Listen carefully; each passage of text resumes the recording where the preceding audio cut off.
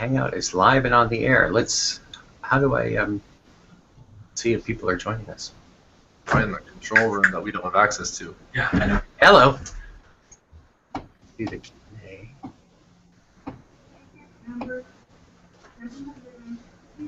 That's really odd. They had a live feed.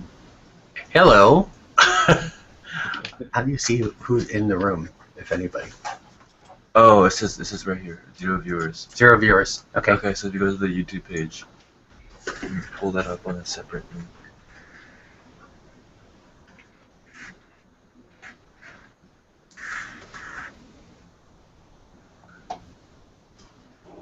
Yeah, so this is the live feed right here.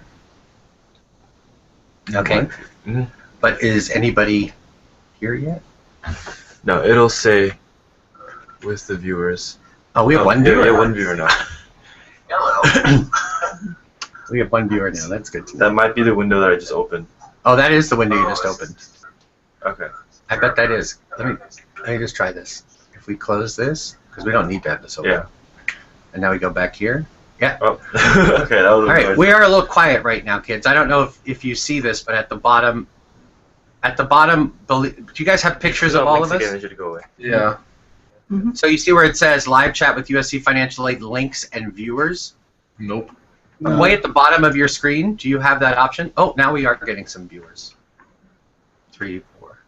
Hello. Give them some time. Hello, my name is Patrick Moore. I see a few people are logging in. We're just going to wait a couple minutes, and then we'll start our discussion. If you do have any questions that you'd like the financial aid staff that's online to answer for you, please feel free to access the Q&A section and type your questions in there, and we're happy to answer those for you. I do see that we have several people who've logged in now, and we're going to wait just a couple minutes to see if we have some more, and then we'll begin.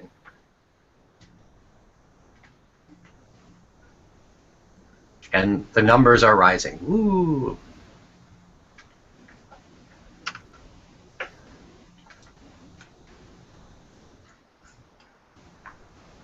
They're rising slowly. So again, if you have any questions as you're joining, if you have any financial aid questions that you'd like us to answer after our brief presentation, feel free to type those into the Q&A section on the viewer, and we'll be happy to try to answer those questions in a few moments. I am joined by several of my colleagues today.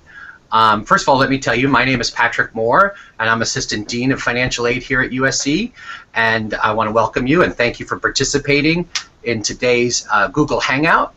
Let me have several of my colleagues who are joining me here today take a moment to introduce themselves. Danny? Hi, my name is Danny Finley, and I'm an Assistant Director here in the Financial Aid Office at USC. And Leslie?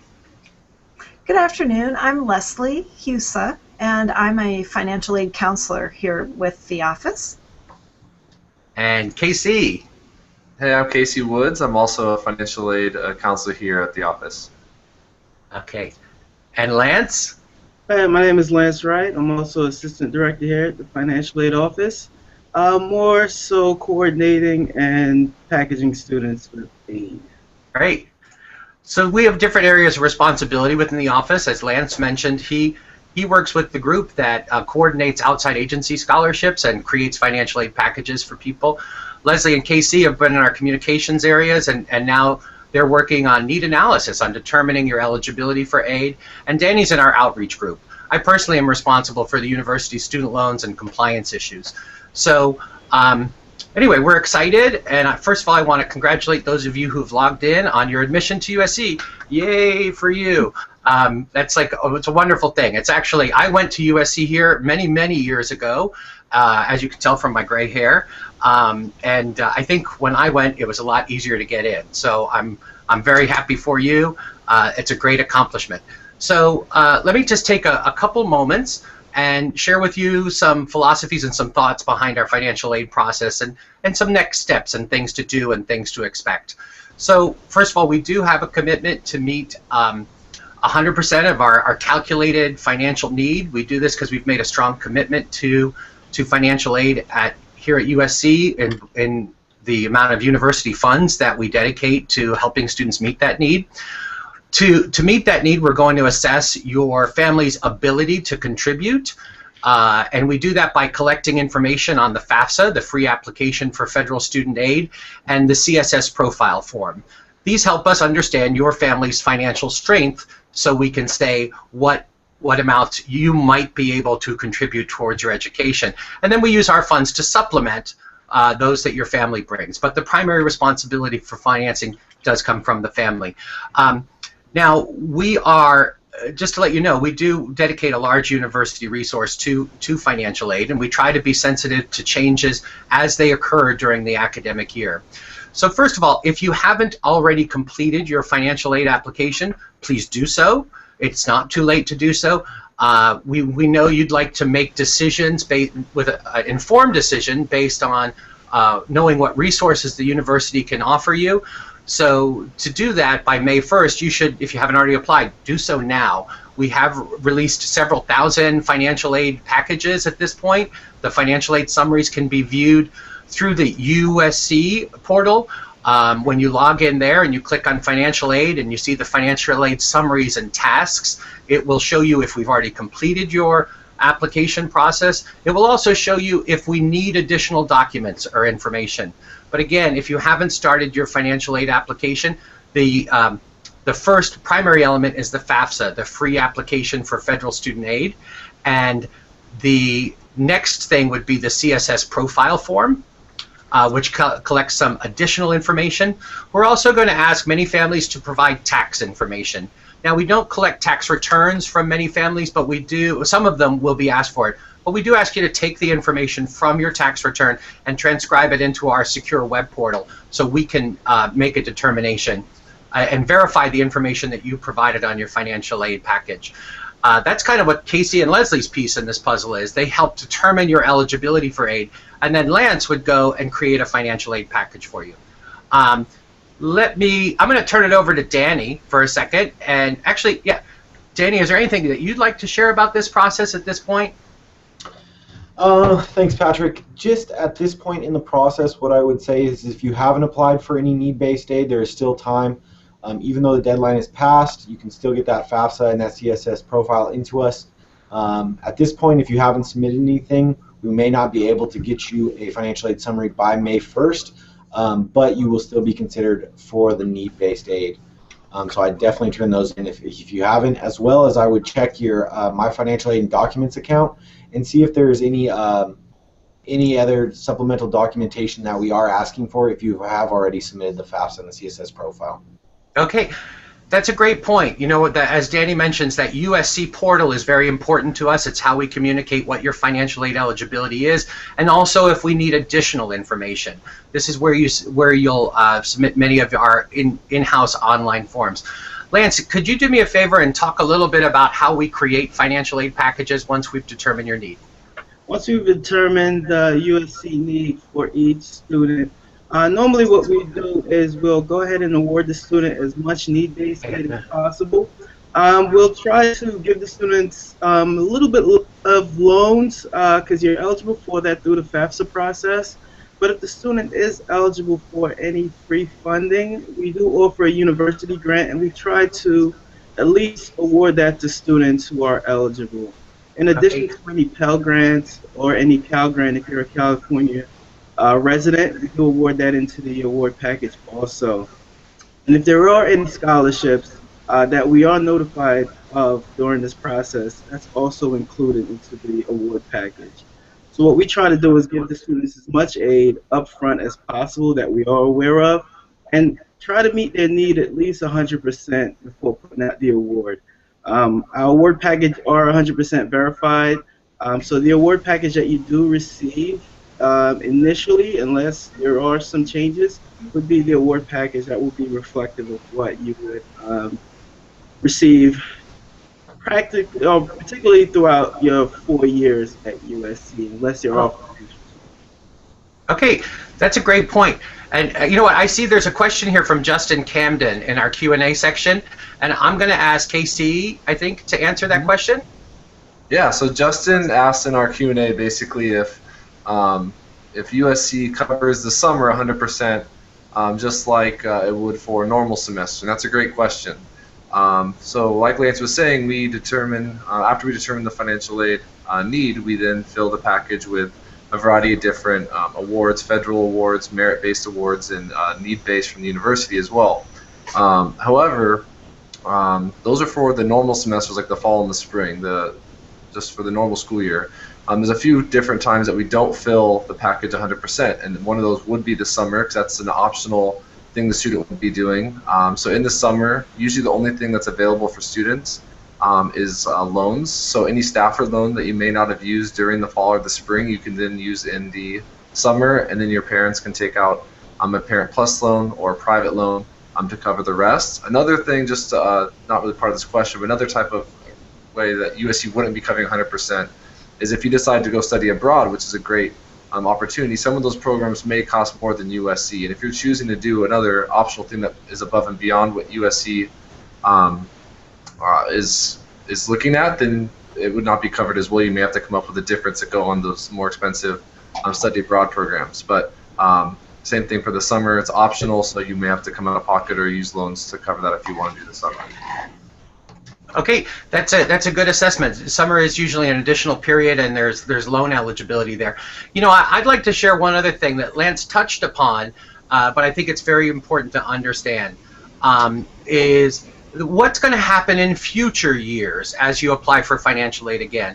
And as he said, pretty much if your financial aid package now is what you will receive in future years as well, there are some things that could change that down the road that you should be aware of. And first and foremost, for new students, we don't really enforce deadlines. As Danny said, although we might not be able to give you a financial aid statement of eligibility, a financial aid summary before May 1 if you're initiating your application today, we're not enforcing a deadline. There shouldn't be a change in the quality of your financial aid package if you are a new applicant right now.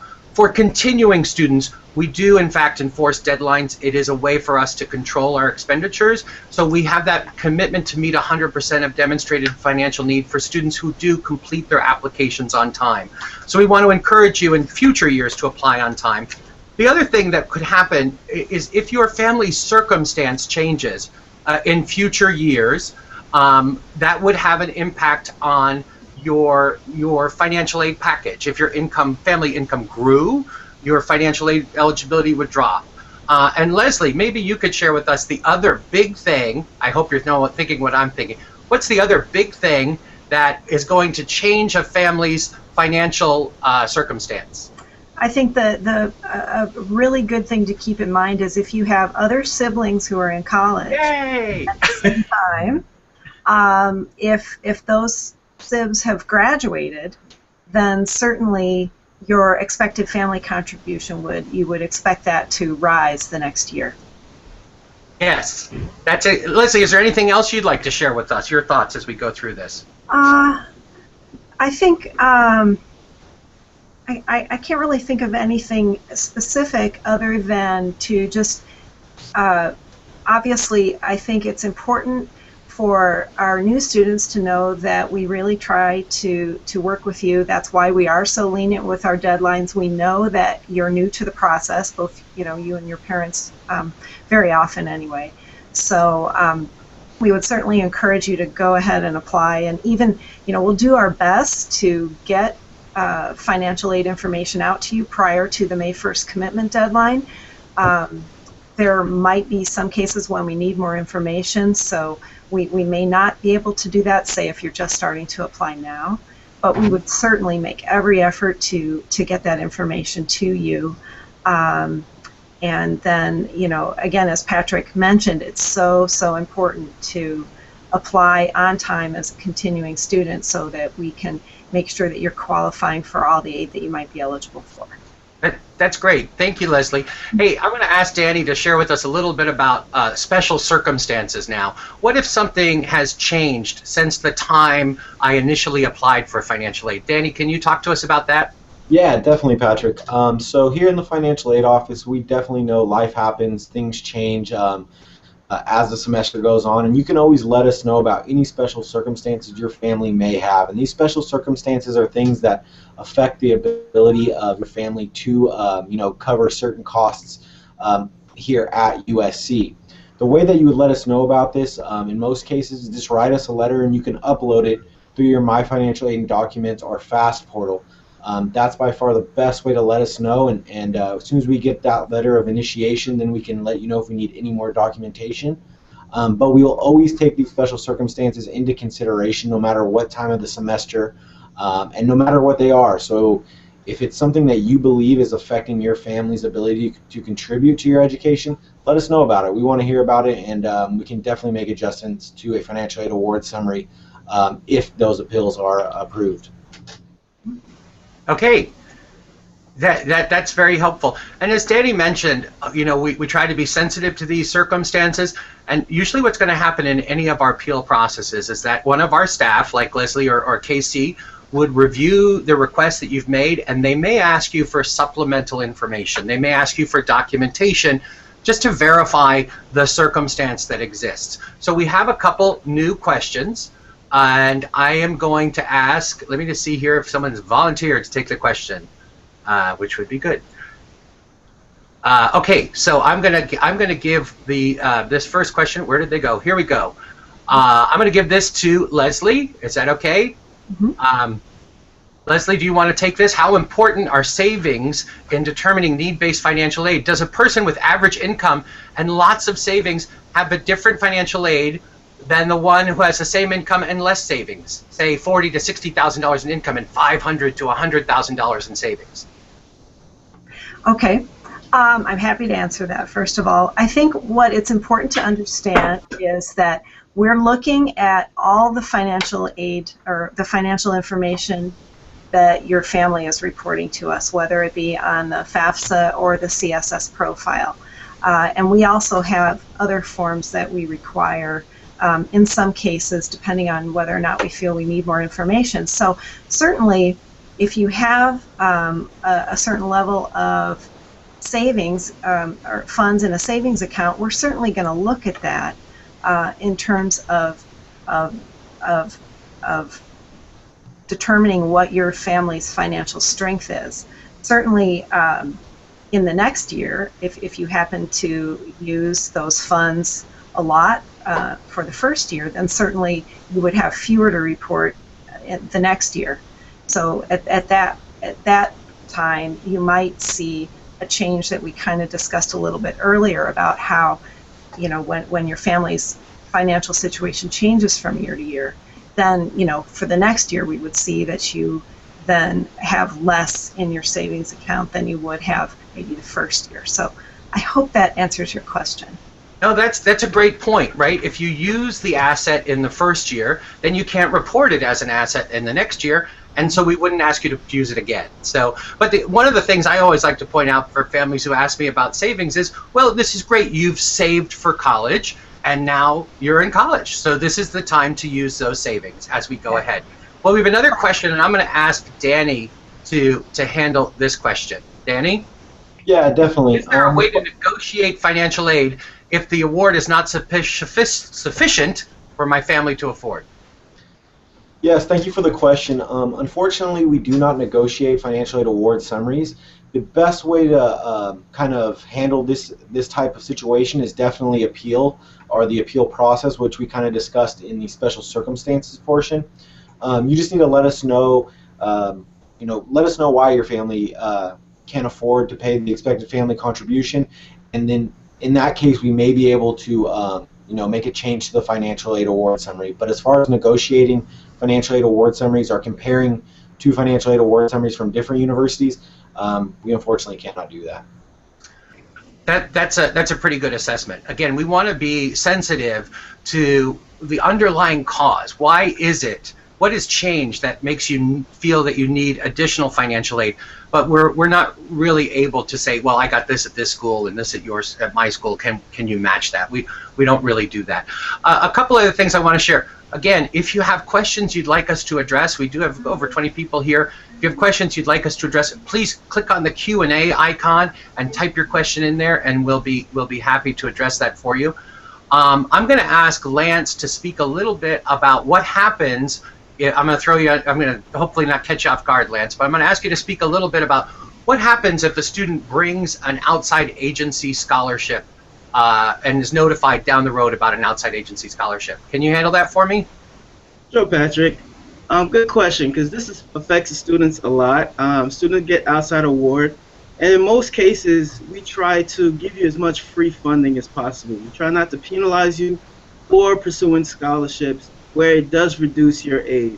In most cases, what we do is we try to at least award the scholarship on top of what you have already been given, but we got to keep certain guidelines. So there's certain needs that need to be filled. So as far as your Fed need, as far as even your overall cost of attendance. Most outside awards, you cannot exceed your cost of attendance. So in most cases, if your award does exceed what we determine as your need for that academic year, what we'll try to do is reduce some of your loans, and then we'll try to go to the federal work study in order to fit the award into the award package for you. What we try to do is if we do give any need-based funding from USC, as far as the university grant, we try to preserve that as much as possible for the student. So outside awards, we do try to at least let you maximize it as much as possible, keep it in regards in certain financial guidelines that we have to maintain. And the key thing for us is to try to give you as much of that free funding as possible. In some cases, it does result in us reducing the loan, and it depends on the amount. If you're getting outside award for $20,000, that will change your award package drastically. But if it's some in the range of $1,000 to $3,000, you're pretty much fine. Our normal process is to reduce your loans first, any work study, or any type of other federal funding that we can in order to give you the free funding on top of any other free aid that you have to alleviate some of your loan stress as much as possible.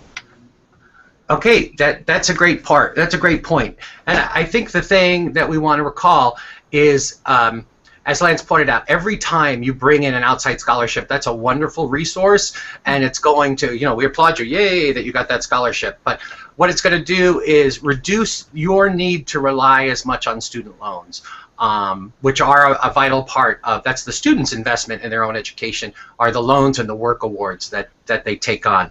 Okay, we have a couple other questions here, and I'm going to give this next one to Casey. This is Chandler's question. Casey, if you could. Is it possible to appeal a merit-based scholarship at this time? If so, what is the best way about doing so? Okay, so for merit-based scholarships that are given out by the admissions office, there's no appeal process for those. Those are set.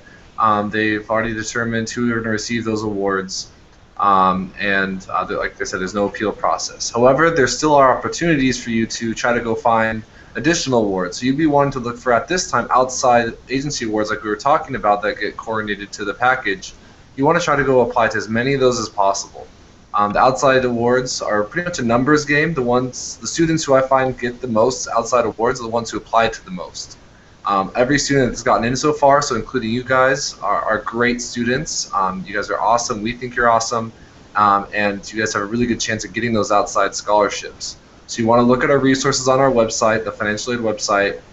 We have a list of different resources there, searches, College Board, FastWeb, things like that. And also another good strategy is to find the most difficult outside award possible, and then basically use that as your template. So apply to that one first, and then use that one to then apply for other ones that may be a little bit easier to apply for. So no appeals, but go look for outside scholarships. The weird ones, if you're left-handed, you're a knitter, whatever you are, just go find some. And you guys are great students, and I really believe that you guys can find some to help you guys out. Okay, that's very helpful. Okay, I'm going to jump down to Lily Lee's question because I think that actually came in first. I'm not quite sure. And Leslie, if you would be so kind as to answer this, since the aid packages on the FAST page are just estimates, or still pending right now, how likely is it for the financial aid package to change after a student enrolls? Okay. Well, if you actually can see a financial aid summary on the FAST page right now, we don't really consider that an estimate. That's a verified financial aid award from our office. So I think what you might be thinking about when you see estimated there, we have a figure there called the estimated cost of attendance. And so sometimes that's based on an estimate for students, for all incoming undergraduates for the first year. And there are some times when students have, their own costs, depending on which dorm you might get assigned to, or which meal plan you sign up for, various things, any lab fees that you have associated with your courses that you're taking. All those kinds of things are adjustments that we can make to your own cost of attendance, which then makes it become less of an estimate and more of an actual. So that would be one process that we could definitely provide you with information about later on. And usually what it does is it increases your family's parent loan eligibility. So that would be one avenue. And I hope that answers your question. I just want to add on to a little bit what Casey said about the merit scholarships. There are some cases right now where students have been admitted and they maybe were not awarded a merit scholarship. However, they've learned, subsequently that they are now national merit finalists. Oh, yes. And so if you're a national merit finalist and you've been admitted to USC and you really want to come here, then a really great option you have is being awarded the Presidential Scholarship, which is a half tuition scholarship. So all you would need to do at this point in time is designate USC as your top choice school with the National Merit Organization, and then obviously let us know that you want to come, because obviously we'd love to have you here, and then make your commitment deposit, and then we would award you the Presidential Scholarship over the summer. So and you can make that designation with National Merit throughout the month of May. It doesn't have to be done by the commitment deadline of May 1st. So that's another great option in terms of scholarships. That is a great option. Thank you for sharing that about the National Merit Scholarships. Mm-hmm. I'm going to ask Danny to take Kylene's question, if that's okay. Definitely. Since financial aid isn't available for international students, are scholarships the only way of affording college? So yes, unfortunately, international students aren't eligible to receive the need-based aid from the federal government or directly from USC, but there are scholarships available here on campus. There's numerous different programs that offer scholarships to students, so you'll definitely want to check out those. We have a full list on our website, as well as whatever department you're studying in. They as well offer scholarships, and you'll want to check there. Being an international student, you may still be eligible to receive private financing. You might want to check on that. But as far as any other financial aid funding, unfortunately, international students don't receive that. Okay, thanks so much for sharing that. And Casey, can you answer Connor's question here? How much will USC be able to contribute? Whoops, where's Casey? There he is. Will be able to contribute to programs like the fall semester in Europe or for spring admits? If USC cannot provide as much money as I need, are there other methods for which I can receive aid? Great. So, yeah, some spring admits, you have the option to attend some awesome universities in Europe. That's a great opportunity that the missions office partners with the different universities in Europe, so you can spend that time getting immersed in different cultures and such. However, it's just something where those are universities that we're partnering with, and an opportunity that you can have. But you're not actually a student at USC yet. You don't start as a student at USC until the spring. So any financial aid actually be through whatever school you decide to go to in the fall. So if you decide to do the American University in Paris, you'd have to contact them and see what kind of financial aid they potentially may have to offer for students who are doing that program in the fall. Then once you start in the spring, that's when you would be able to then get the financial aid from USC. That actually kind of just brings me, while I'm just talking about it, there's another question from Ahmed about basically the spring financial aid. So if you do the program in Europe, and then come in the spring or whenever, if you're just starting in the spring, Yeah, the needs have met 100%. It's the same exact financial aid package you would receive for the year. It's just split for just the spring. So you usually have a fall and the spring package. The only difference if you're a spring admit, you just won't have the fall. You'll have the same exact spring package as if you would if you were a fall admit. That's great. That's very well put. We do have another question here. I'm going to answer this one myself, if that's okay, to my colleagues. It says, how common, this is from Herman, how common is it for a middle class family to receive zero financial aid? Or what would be the reason behind that be? So usually at USC, we find that families who do not have need-based aid eligibility at other schools often do have a need-based aid eligibility here at USC, because our costs are somewhat higher. So what we do, again, is we look at the information that you provide on the FAFSA and that you provide on the CSS profile form. And from that, we're learning about your family's ability to contribute. And we have a calculation that protects parts of your assets, and it looks at the expenses. There's an allowance for expenses to support your family now. And we look at the remainder that's over, and that's over that amount. And we say, well, this is the percentage that the family should be able to contribute. This is the percentage family should be able to contribute to education.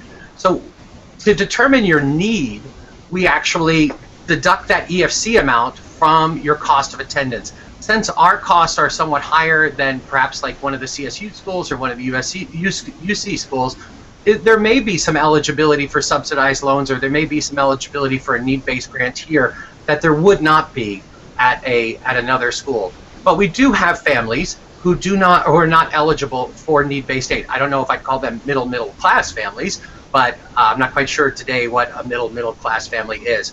I can say that about 65 to 70% of our families receive some form of need-based aid from us. Now, the other families, we do have different payment plans and non-need-based loans that those families who don't have a demonstrated financial need can have.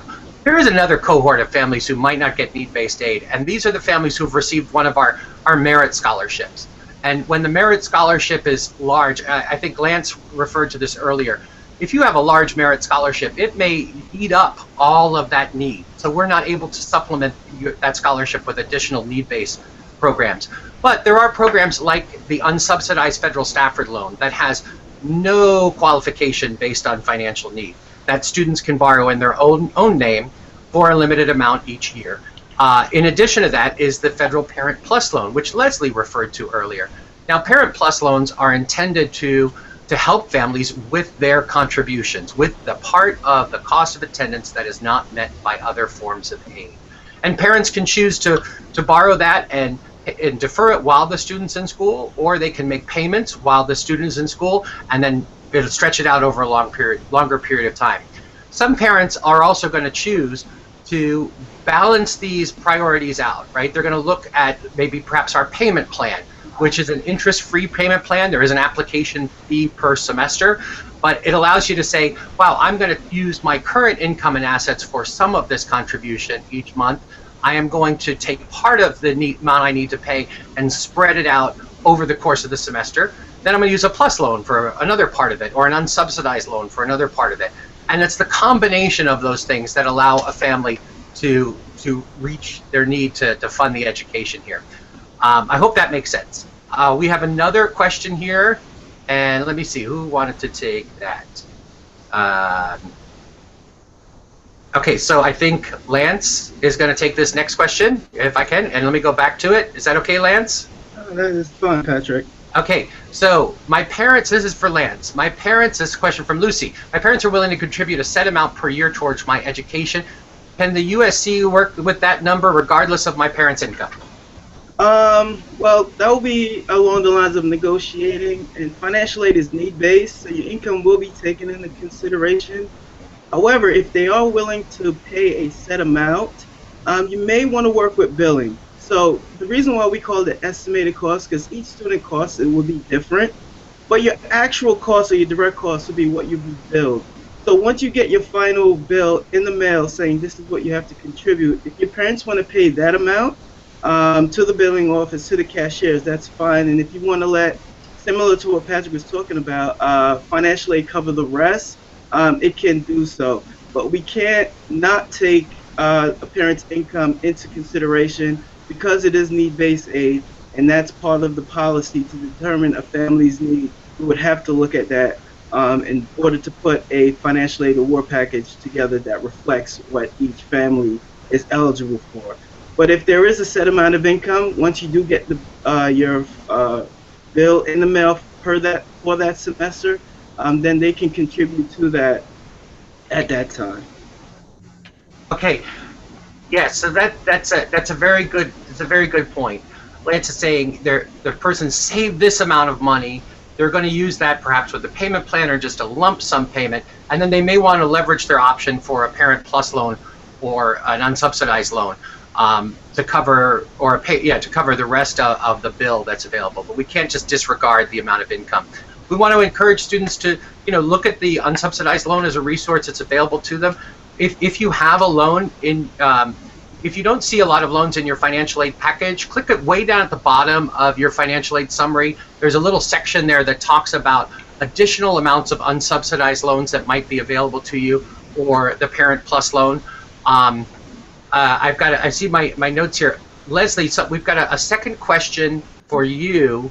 If I can pass this back to you. This is Chandler's question concerning what you said about the National Merit Presidential Awards. Right. So Chandler's asking, going back to the point raised about the National Merit Presidential Scholarship, whether there are any existing scholarships that are tied to being an outstanding participant, such as a National Achievement semifinalist. Unfortunately, no, there are not.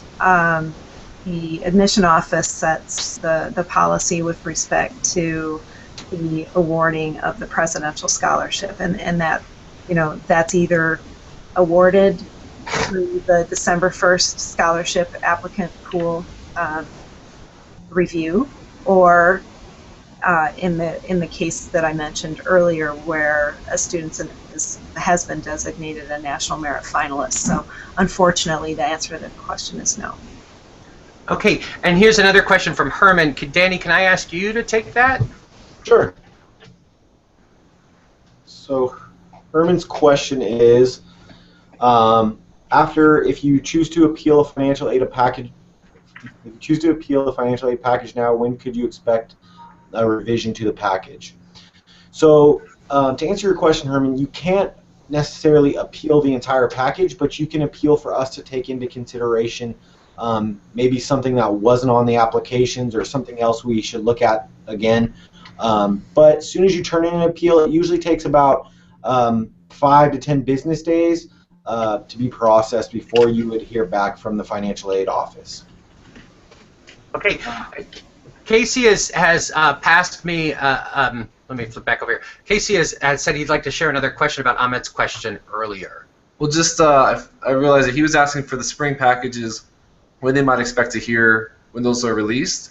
We're working on those just the same as any other students right now. So if you have all your information in for a spring admit, we're going to get those financial aid packages to you out as soon as we can as well. So I just want to touch on that because I remember that was the second question on there as well. So I just want to make sure they knew that. Okay, and let me also add, not only is this for the spring admits is this opportunity to study at another school in the fall, but USC has robust overseas studies programs for our continuing students. Very many students here. I think we have the largest population, or maybe the second largest population of students who go overseas who are admitted at the university at some time during their career. I might be overstating that, but it's a pretty high number, because I know we see all these people as they leave for Europe and Asia. But let me say, we do actually offer, if you're need-based aid eligible to attend here at USC and you're in one of our overseas programs, we will be able to offer you that same financial aid to help. There are some additional costs that might not be covered, that your parents would be able to borrow a Federal Parent Plus loan, or you might be able to access an unsubsidized loan, but we do fully support the overseas studies programs for our continuing students. Here's another question. Let's see. I think who is going to take this one? I can address this one. Okay, here we go. Leslie's going to take Justin's question. Thank you, Leslie. Sure. So the question is, if your actual cost of attendance exceeds your estimated cost of attendance, such as due to travel fees being more expensive, but your family does not qualify for Parent Plus loans due to no credit, would there be other options to cover those extra costs? So yes, Justin, that kind of goes back to what I was mentioning earlier about how we have a process for adjusting your own estimated cost of attendance. So you could definitely provide us with information about your additional costs, and we can review that. And if your parents are not able to qualify for a Parent Plus loan, there are two options. One is that they can have someone co-sign or endorse the Parent Plus loan with them. Or the second option would be that if they are not able to have someone co-sign the loan, you can actually appeal for additional unsubsidized student loan. And as a first-year student, that would be about $4,000 for the total year. So it would add an additional $2,000 per semester, as long as your expected family contribution supported that amount to your aid eligibility. Okay, that's a great point. I also want to share that recently, actually on March 29th, the federal government changed the credit requirements for the federal direct Parent Plus loan and made them far more lenient than they were in the past. So many families who might not have been able to get a Parent Plus loan in the past are able to borrow those funds now. To find out more about the federal Parent Plus loan program and those credit requirements, your parents can visit studentloans.gov, and you can actually submit an application for a federal plus loan for the 15-16 academic year there now. The government will run your credit report in about 30 seconds and tell you whether you're eligible, or as Leslie mentioned, if your parent would need to submit an appeal for their credit circumstance or apply with an endorser. But that's the best way to find out if you're going to be eligible, is to just go to studentloans.gov and have your parent initiate that application. I think we just said Lance is going to take Connor's question, if that's okay. Absolutely. Connor's question is, if a spring admit is moved up to the fall semester, will the financial aid office revise the package to include that semester? And the answer is yes. Anytime there is a change in the student's enrollment, we do adjust the award package. So if you are moved from a spring admit to a fall admit, we will update your award package to reflect the full academic year instead of just that spring semester. And it also includes if you change your enrollment from full-time to half-time. We do adjust the award package also.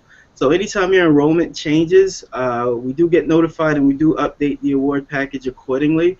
And we do want students to have enough aid to at least reflect the semesters that they are enrolled, so they have a clearer financial picture of what the costs that they are receiving and how they would be covered by financial aid. Okay, that's great. Anytime you do change your enrollment during your time here at USC, we will adjust financial aid to accommodate that. Okay, we have a couple more questions. Let's go down here to Niahe Morgan. And can I ask Casey to answer this question? Definitely. It says, since the university's financial aid is distributed among qualified admitted students, many of which opt not to attend, is it at all possible that those awards will be redistributed to students who choose to enroll despite a still present financial need? So that's an interesting question, and that seems logical that we have a set amount of funds, and then if it doesn't get used, we may be able to give it to other students. But however, we fund the students' need 100% already. So we're funding everyone's need 100%. We're not funding a proportion of that or anything like that. So it's 100% already filled, and that's the purpose of financial aid at USC. The purpose is to fulfill the need of the family in order to help them come to USC. We look at it as a partnership between the family and the student and the university to help the student go to school. And any additional amount that we determine the student needs is what we fulfill with the financial aid, the federal scholarships, and the university aid. Scholarships is the same thing, the merit-based scholarships. They calculate that into their process when they're awarding the scholarships. They know a certain percentage usually will not accept those, and they do not redistribute those as well. So unfortunately, it's just that's the process. But we do fulfill the need 100% to begin with. So you're already getting that to start. Okay, that's a good point, and I just want to reiterate that when we, not with so much with need-based awards, as Casey pointed out, we're calculating what your family's ability to contribute is, and we're using our funds to supplement those. But with the merit-based scholarships, the admissions office offers more scholarships than what they actually expect to expense down the road, because they know that not every student to whom they offer a scholarship is going to attend. So they offer more. But I know it's logical for you to say, oh, my friend got a presidential scholarship and they're not coming, can I have that instead? But it doesn't quite work that way, because we offer more scholarships, understanding that not all those students will come. We have a couple more questions here, and here we go. Oh, here's one about student loans, which I like. So I'm going to answer this one myself, if you guys don't mind, because that's my area of expertise. Okay. This is from Herman. Herman's had a couple good questions. Are existing student loans from siblings taking into consideration when creating a financial aid package? They can be. When we look at families' ability to contribute, if your parent is already making monthly payments on a Parent Plus loan that they've borrowed for another sibling, that would be a special circumstance that we can take into effect. And so we would want to know, we'd want to have documentation as to how much they're paying on a monthly basis for that, and we can make adjustments for that. So that's something that people should share. I'm looking. Is anyone shaking their head saying, no, we can't do that? No, but I'm pretty sure that's no, that's another smiling. My colleagues are like, what is he talking about? No, but we can make some adjustments for that. So that would be a special circumstance that you would let us know by uploading that letter into an appeal concerning your estimated family contribution into the FAST page. And then we would review it, and if needed, we would ask for additional documentation and adjust your award. Okay, so here's a question. Which one of my colleagues wants to take this one?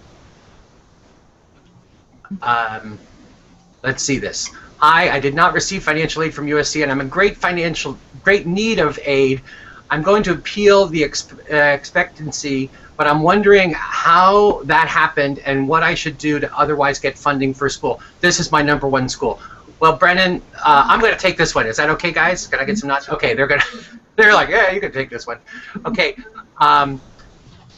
Brennan, again, I'm not quite sure without looking at your individual application to see what you told us about your family's income, what you told us about their assets, about their financial strength. I couldn't quite say what it was that made our EFC calculation come out greater than our cost of attendance or our cost of attendance list of other scholarships that you may have received. The key here is that you should let us know. You can call our contact center. If you go to usc.edu/contactfao, or you log into your FAST page and you send us a letter saying, wow, this just doesn't seem right to me. This isn't accurately reflecting my family's ability to contribute. Perhaps there's some special circumstance or that you didn't share on your application because if you put comments on the CSS profile, we actually look at those and we ask for more information, and we try to anticipate that. I do know in one case last year, a family said, I don't understand, I'm not eligible, but I know I'm eligible. Turns out instead of saying they had $4,000 in assets, they actually put down $400,000 in assets. And so that number made them ineligible. So we want to make sure, look back at your student aid report, your CSS profile, make sure that you didn't put wrong information into that application. But do give us a call, and one of our analysts can look at it, or just send us an email, log into your FAST page, upload us an appeal concerning your EFC, and ask us to take a second look to make sure that you didn't misreport something that made us have a bad decision down the road. That would be one you'd want to reach out to us individually and let us know. Okay, did that make sense? Can I get some nods from my colleagues here? Did I make sense with that? Casey, yes? Yeah, and just to expand, actually, so me and Leslie used to work in our contact center, and I just really want to reiterate the resource and taking advantage of our contact center. We're here to help, and we really want to make this a process that you understand and that we're helping you through it. We're on your side. We want you to get as much money as your family needs. We're not here to try to take money from your family or anything like that. We want you to understand, be an easy process, something that you guys can go through and know what's going on. So definitely, like Patrick said, contact our contact center. Just even if you have it and you're okay with it, even if you just want to understand a little bit more how it works, just contact us, let us know, and we'll be more than happy to help you. Yeah, that's a great point. As Casey mentioned, he and Leslie both, and Lance used to work in our contact center. We have full-time professional staff who are there who are happy to go through all of these calculations with you on an individual basis. I'm going to say, Brennan's asked another question. We're living off a one-parent unemployed salary, aka no money made per year. Brennan, it could be that the amount reflected, usually when we apply for financial aid, we're basing it on the prior year's income and assets. So if someone has recently lost a job, then yeah, we need to know about that. We definitely need to know about that. That would be a special circumstance that you would say, we're unemployed. This income that's in our prior year tax return doesn't reflect our ability to contribute now. We can definitely make changes about that. So do call our contact center, and one of our professional staff can go over that with you. And I love our phone number because, well, you guys are all too young, but Saturday Night Live used to have Linda Richmond and Coffee Talk, and the phone number is 4444, right? So it's 740-4444. And you can call and speak to one of our staff, and they can help you understand how we came up with that number based on what you provided in your application. Okay, Brennan likes that answer, so that's good, and now we're done. Okay, so we're getting some good feedback. I'm hoping that this has been helpful. Yes, people are saying this has been helpful. Danny, do you have anything else that you want to share? Let me think. Anything particular? I caught him off guard. Yeah. No, just always let us know about any special circumstances you have, because we can always take into consideration. Even if it's the smallest detail, if it's something that is affecting your family's ability to pay for your education, let us know. As well, just always keep in mind as your time progresses here at USC to apply by the deadlines. That's one of the biggest things that we see here that decreases a student's financial aid award summary. So always apply by the deadlines in the next upcoming academic years. Hey, that's a great point. Again, like with Brennan said earlier, if you have special circumstances, if something changes in your family's ability to contribute, let me know. I'm going to ask my colleagues, raise your hands. Do you have anything else you'd like to share, or should I just throw you out there? And there's one more question from Kenneth. It looks we have one more question. I didn't see it. Just popped up. Okay. What's our question? It is, Kenneth, here we go. So my parents aren't in a position to take out a PLUS loan. Can I talk to you a little bit about direct student loans? You want to take it? AC? Yeah, sure. So the direct student loans, I mean, the PLUS loan and the direct student loans, they're both the Stafford loans, which is what I'm assuming you're talking about. Those are all federal loans. So the Stafford loans for freshmen, you can take out up to $5,500 in Stafford loans. And what portion is subsidized or unsubsidized depends on need, but usually you'd have $3,500 of subsidized Stafford loans. And subsidized basically means that the interest is subsidized. The government's paying the interest while you're in school, and then the interest starts accruing after you graduate. The unsubsidized portion for $2,000, that means the interest starts accruing right away. And for last year, the interest rate was a 4.6, around there. Patrick, is it staying there? Do you know? Is it staying at 4.? No, you know what? The interest rates are probably going to change. I can't say. What happens is every May, in the first week of May, the government determines the interest rates for the direct loans for the next academic year. They should change a little bit, but I can't really say what they are now. We'll know about that shortly. Okay, great. So yeah, it might go up to around like 5%, or it might stick around the same number. But yeah, so those are those loans and the $5,500. And as Leslie said earlier, if your parents don't qualify for the PLUS loans and they can't get an endorser, you can get out another $4,000 on top of that $5,500 of unsubsidized Stafford loans. And then as you progress in your junior or sophomore, you can get up to $6,500 of the Stafford, and it's $7,500 as a junior and senior. And that's if you have a subsidized loan, the $1,000 increase is the subsidized loan that's going up each year.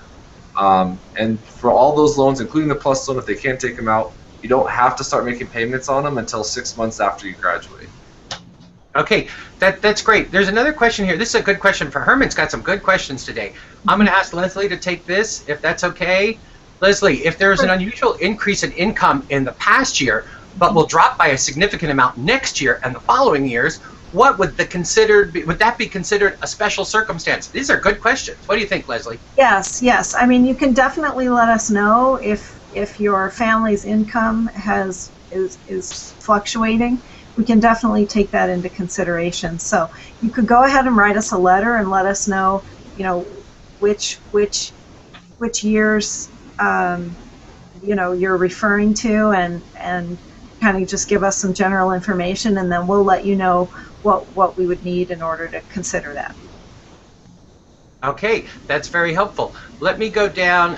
Hold on one second. I'm looking around here. Here's one from Hannah, and let's have Lance take this, if that's okay. Lance, are there merit-based scholarships like the presidential's deans or et cetera available to current USC students once we enroll? My parents are only able to afford the first 2 years. This will ultimately deciding factor of my attendance.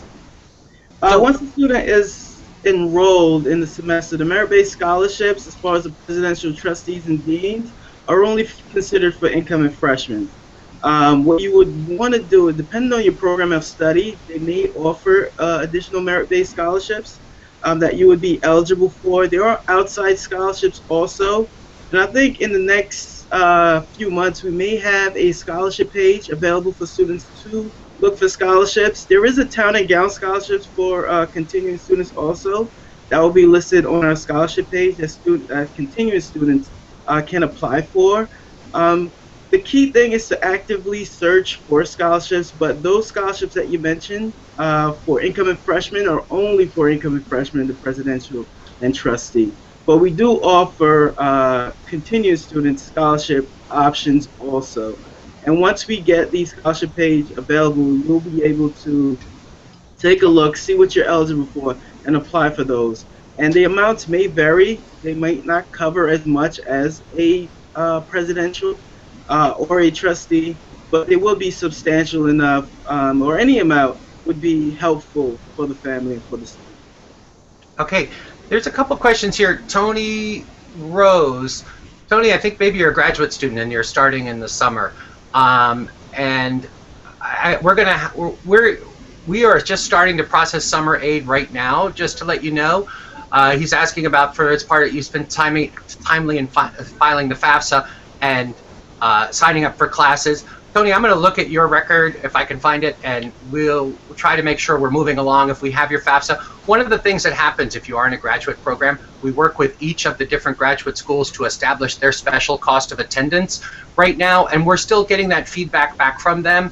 If you're starting in the summer, pretty sure you're a graduate student, which is fine that you're here. We love to have people in this conversation. But we haven't gotten all that information back from all the graduate programs for the summer starters yet, and we should shortly. Once we get that, we're going to be able to turn around those awards just like that. So one person asked earlier, even on the appeals, how long does it take to get these processing? I think we're like at 2 or 3 days in processing appeals right now. So we have a big financial aid. So Leslie's nodding her head. That's good. We have a big financial aid staff. We work very quickly once we get the data. But again, I think that in your circumstance, I'm going to try to look at it when we're done here. But I think in your circumstance, we probably just don't have the cost of attendance established for your program right now. So, and then there's a question here, and I'm going to take this one too, if it's okay. I think I answered it the first time. This is from Niahe Morgan. I hope I'm saying that right. Hey again, what if a parent took out a rather large Parent Plus loan for one of their children in prior years, but has not yet begun to repayment? Would this situation still be considered a special circumstance worth filing an appeal? No, actually, if they are taking out a large when we can take Parent Plus loans into effect, it's going to be the payments that they're making on them now, because that kind of offsets your ability to draw from income right now. So if they have taken out a large Parent Plus loan but they're not making payments on it now, that's their option. That's not a problem. But I don't think we'll be able to make adjustments on that as easily as if we would if we were just saying, oh, this is the monthly payment, can we make an adjustment there? So we're going to look at Tony's question offline, and I'm not sure if we have any more, but I'm getting some good feedback from our discussion today, and I hope that's helpful. And we're right about an hour. I'm going to ask colleagues, is there anything else you guys want to share other than congratulations? Anything? Yes, no? Moving down? I just want to answer Lucy's question really quickly. Oh, I missed one. Popped up. It says, in regards to Herman's last question, when you say write a letter, do you mean write a letter in addition to the official appeal letter? My situation sounds similar to Herman's. Should I come and make an appeal in person? When we say write a letter, it's essentially you're letting us know what your special circumstances are. So that is the official appeals letter. So once you let us know exactly what is going on, what the financial circumstances are within your family, and try to be as detailed as possible. I do know that for some families, it is very personal to state what their financial circumstances are and what troubles that they might have contributing to their child's education for some parents. But the more you let us know, the more we can offer additional aid and additional services that will help the family. But that letter that you do write stating, whether it's a job loss or whether the income has changed in any particular way, would be the official appeal. And you would not need to come in person, but we would have in-person sit-down sessions. But that's going to be later on, prior to the semester starting for your upcoming academic year. Yeah, we have a very comfy lobby here in John Hubbard Hall. It's there for your comfort. You can come visit us in person. Probably the most efficient way, as we've said, is to upload documents to us via your USC Connect portal, your USC portal, and the USC Fast page. And then we can review that. We can ask you for additional information. If you do come in and hand in a doc or want to talk to us about something, that's great. Most likely we're going to ask you to still upload that document rather than taking a paper from you. It's just far more efficient and things get done faster that way. I'm still seeing other questions that are coming up. We're just around an hour, so I think we're gonna log off. Anything else? If you want to wave at me, colleagues, if you want to share something, yes, no. I see one more from Kenneth if you want to go over it. It's just basically if the parent instead of a parent plus loan for another student, if they're paying a student loan for their own college, they're still paying that off. Okay, take it away. Well, anything that affects their ability to pay for school, we want to know about it. So it's again another thing to submit an appeal letter, and we can take a look at that as well to see if they're making payments towards a student loan from their college. Then we can. That's something that we would want to take a look at. So again, write an appeal letter, and then Kenneth also had a question about the private loans instead of the Stafford loans. But we just really recommend to try to use any federal aid first. And usually the private loans are more difficult to get than the PLUS loan. But the private loans, just look on our website. There's information about them there, and you kind of have to do your own research and looking into different private lenders for the private loans. Okay. Hey, Tony's gotten back with another question here. He says, fantastic, this is the answer I needed. Tony, if you're posting things on the Twitter page, we don't ever answer individual student questions on the Twitter page because it's not a secure channel. So I do, hopefully that answered your question. But you can just call us at that 740-4444 and someone can look at your file directly. I'm trying to pull up another window to see if I can see it right now. But I'm glad we're able to help there. Let's see. I think we're pretty much done here. Yep. I want to thank all my colleagues for joining us in this chat. We're going to have another one of these in 2 weeks, so tell your friends if it's been helpful. And congratulations again, and fight on, and good luck. Whoop, here we go. Let's say goodbye, kids. They're standing. Bye-bye. All right, everyone. Congratulations on your admission. Welcome to the Trojan family. Bye-bye. Bye-bye.